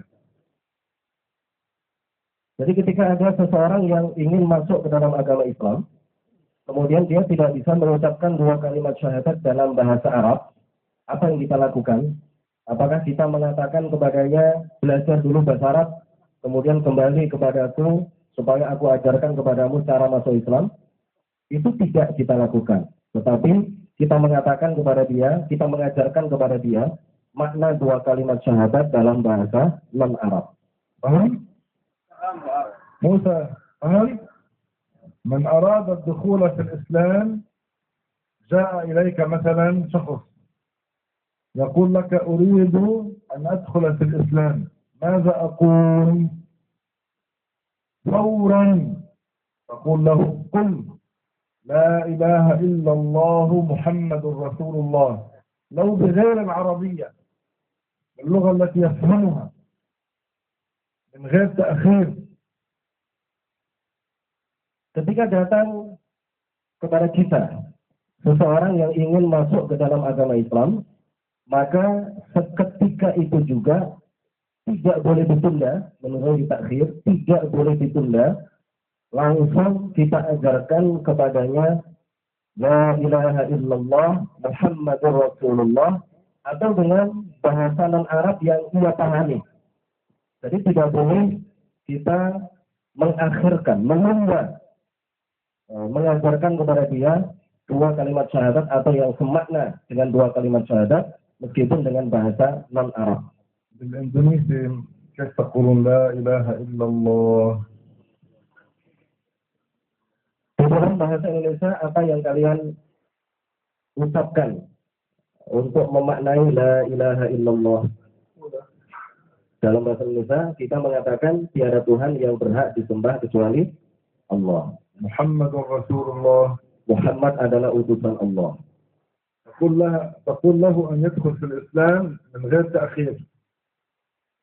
Jadi kita mengajarkan kepada dia cara masuk Islam tidak boleh ditunda-tunda. Seketika itu juga wajib kita ajarkan kepada dia cara masuk ke dalam agama Islam. لو كنت على المنبر يوم الجمعة وجاء من يقول أريد أن أدخل في الإسلام لقني، فإن قال له الخطيب أو الواعظ عد حتى أفرغ من خطبتي، قال العلماء كفر الخطيب.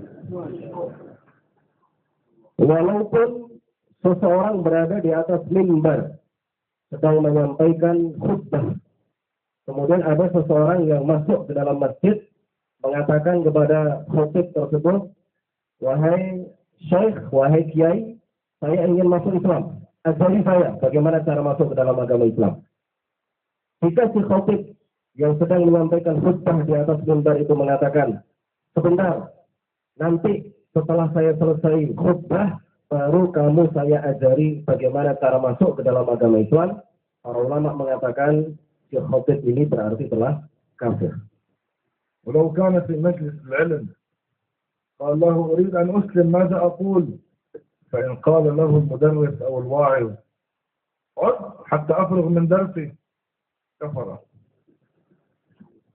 Walaupun di dalam majelis ilmu sekalipun, jika ada seseorang yang datang minta diajari bagaimana cara masuk Islam, maka si kiai atau pengasuh majelis taklim tersebut wajib seketika itu juga mengajarkan kepada orang tersebut bagaimana cara masuk Islam. Tidak boleh ditunda. الحافظ الفقيه النووي kamu tahu في روضة الطالبين ذكر هذه المسألة. Jadi masalah ini secara eksplisit telah disebutkan oleh Al-Hafidh An-Nawawi di dalam kitab Rawdatul Talibin. Kamu tahu Kifayat al-Akhyar? Kamu yakin? Yakin? Taqiyuddin al-Husni في كتابه كفاية الأخيار ذكر هذه المسألة. Kemudian hal ini juga telah disebutkan oleh Syekh Taqiyuddin Al-Husni di dalam kitab Kifayatul Akhyar. فكذلك إذا جاء شخص يريد الإسلام لا يجوز لك أن تقول له اذهب اغتسل ثم ارجع إلينا نعلمك الشهادتين. Juga tidak boleh ketika ada seseorang yang mendatangi kita ingin kita ajari bagaimana cara masuk ke dalam agama Islam, kita mengatakan kepadanya, tidak boleh kita mengatakan kepadanya, pergi dulu, mandi dulu. Setelah mandi, badanmu bersih, kembali lagi ke sini. Baru kemudian saya ajari kamu bagaimana cara masuk ke dalam agama Islam. Hal ini tidak boleh kita lakukan. Man ja'aka yuridu al-Islam, yurid an yadkhul fil Islam. طلب منك أن تلقنه الكلمة ليدخل في الإسلام، فمن قال له انتظر إلى يوم الجمعة أمام الناس تقول الشهادتين، أو انتظر إلى يوم العيد، أو انتظر حتى يأتي الشيخ، كفر. Jadi seseorang yang didatangi orang lain kemudian minta diajari bagaimana cara masuk ke dalam agama Islam, maka dia seketika itu juga wajib mengajarkan kepadanya bagaimana cara masuk ke dalam agama Islam. Tidak boleh kufur hukumnya jika dia menunda-nunda mengajarkan kepada orang tersebut bagaimana cara masuk ke dalam agama Islam. Kufur orang tersebut jika dia mengatakan misalkan tunggu sampai hari Jumat di hadapan banyak orang. Nanti kamu akan saya ajari bagaimana cara masuk ke dalam agama Islam. Atau tunggu sampai hari raya. Atau tunggu sampai Kiai Fulan datang. Jika dia menunda-nunda dalam permasalahan ini, maka hukumnya adalah kafir. من جاءك يريد الإسلام قال لقني الكلمة ماذا أقول؟ فمن قال له انتظر خذ هذا الكتاب اقرأه وفكر إذا أعجبك ترجع إلينا. Demikian juga ketika ada seseorang yang datang minta diajari bagaimana cara masuk ke dalam agama Islam, kemudian orang yang dimintai tolong untuk mengajarkan bagaimana cara masuk Islam itu mengatakan kepada orang tersebut, tunggu dulu, ambil dulu kitab ini. Kitab ini kamu baca dulu, jika kamu suka, jika kamu yakin bahwa Islam adalah agama yang benar misalkan, maka kembali kepada saya. Setelah itu saya ajarkan kepadamu 2 kalimat, saya ajarkan kepada kamu bagaimana cara masuk ke dalam agama Islam. Maka orang yang model seperti ini juga dihukumi kafir. كذلك من جاءه يريد الإسلام كيف يدخل في الإسلام فقال له انتظر فكر هل فكرت جيدا فكر ثم ارجع إلينا هذا كفر. الواجب فورا أن يقال له تشهد. Begitu juga kufur apabila dia mengatakan pikir dulu. Setelah kamu pikir dengan matang, baru kamu kembali kepada saya. Akan saya ajarkan kepada kamu bagaimana cara masuk ke dalam agama Islam. Orang yang seperti ini juga dihukumi kafir. Jadi wajib seketika itu juga ketika datang kepada kita orang yang minta diajari bagaimana cara masuk Islam, langsung wajib bagi kita untuk mengajarkan kepada dia bagaimana cara masuk ke dalam agama Islam, yaitu dengan mengucapkan 2 kalimat syahadat atau yang semakna dengannya. لو كنت تصلي صلاة الفرض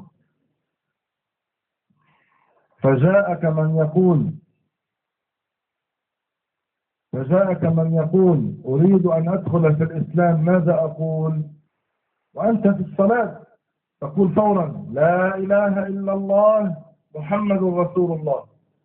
فإن لم يفهم تقطع صلاتك وتلقنه الشهادة.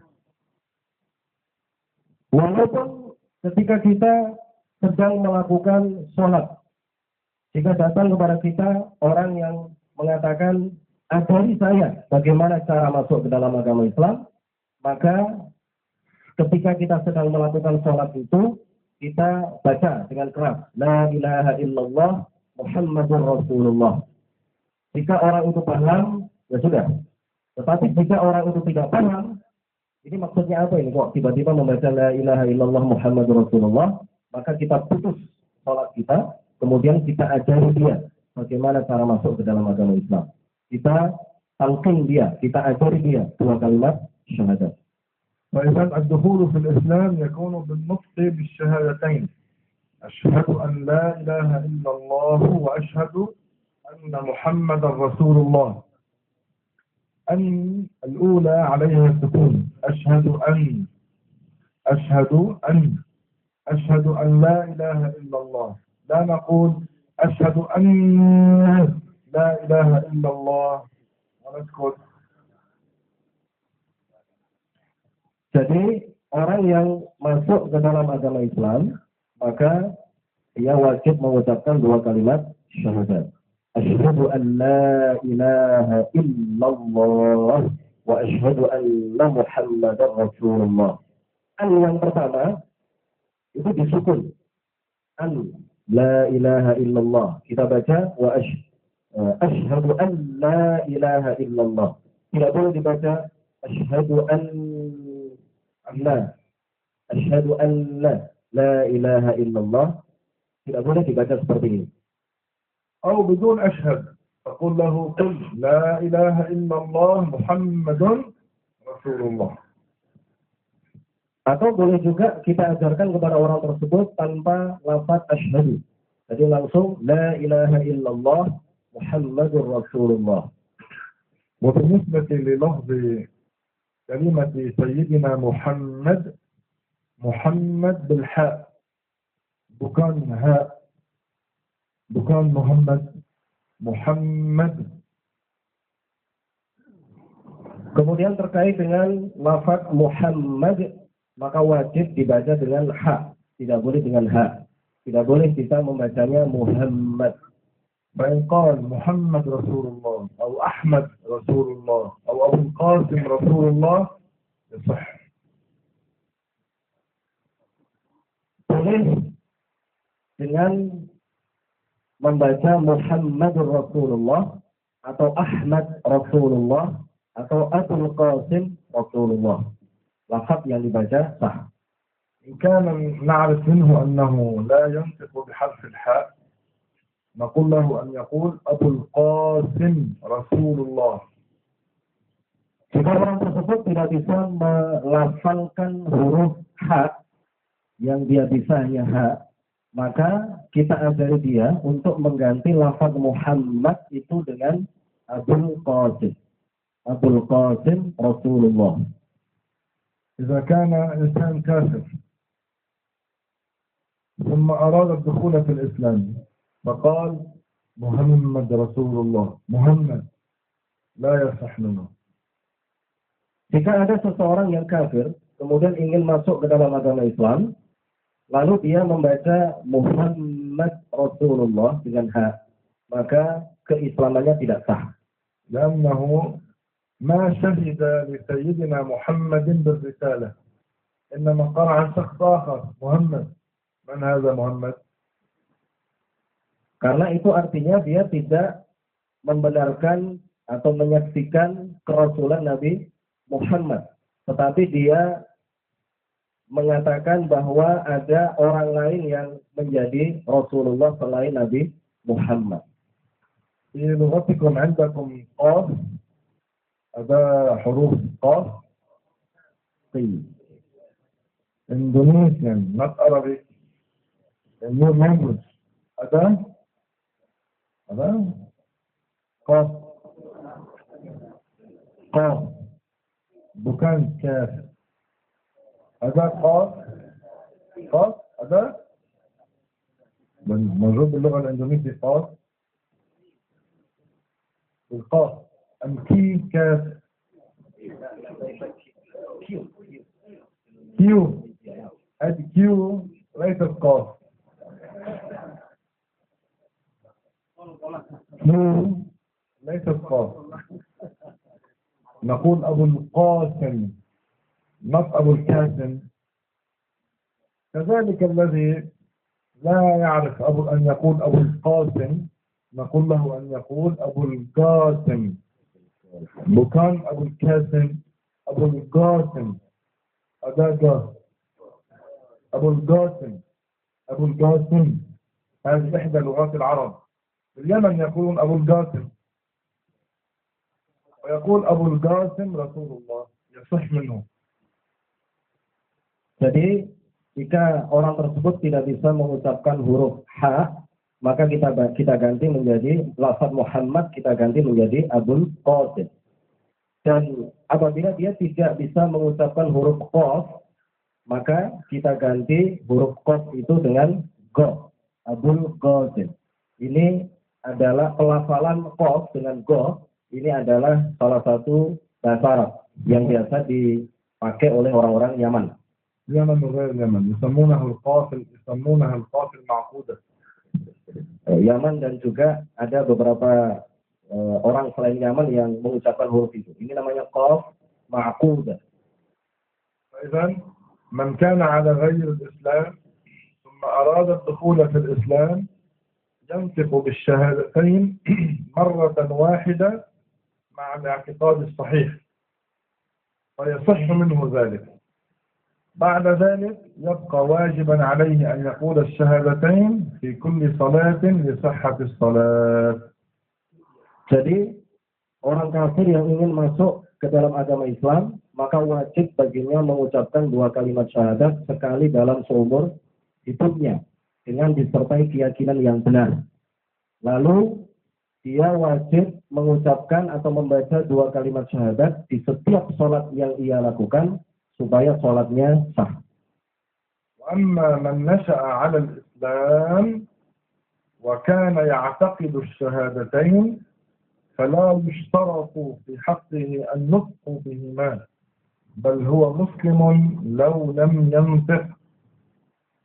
Sedangkan orang yang tumbuh dalam keadaan Islam dan meyakini dua kalimat syahadat, maka tidak disyaratkan baginya untuk mengucapkan dua kalimat syahadat, dan dia berstatus muslim meski tidak mengucapkannya. لكن إن لم يقلها بلسانه بالمرة حتى مات يكون عاصيا.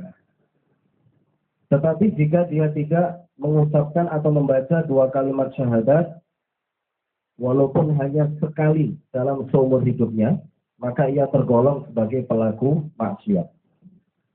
Barakallahu fikum wa jazakumullahu khairan. Wa subhanallah walhamdulillahi rabbil alamin. نسأل الله ربنا أن يتقبل منا أعمالنا الصالحة. نسأل الله أن يجمع شملنا وأن يؤلف بين قلوبنا. نسأل الله أن يقوي هممنا إنه على ما نسأله قدير ولعباده لطيف خبير. والحمد لله وصلى الله وسلم على رسول الله. اللهم اجز شيخنا الشيخ عبد الله عنا كل خير. نهلل 3 مرات. لا إله إلا الله